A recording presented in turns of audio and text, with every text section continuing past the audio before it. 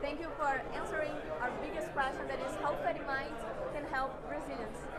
So FEDIMINT is a way of getting communities to empower themselves.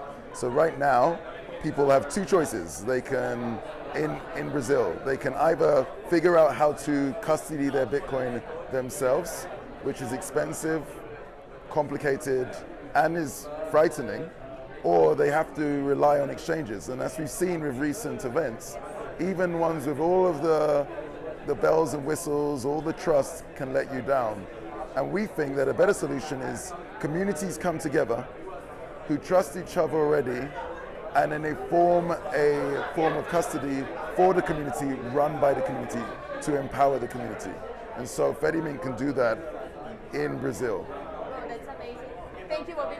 Thank you, no problem. Why are you learning Portuguese?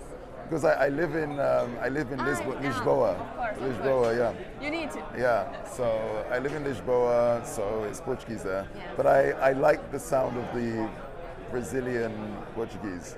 It's like almost like you're singing, you know? Yeah, it's So, a little more. yeah.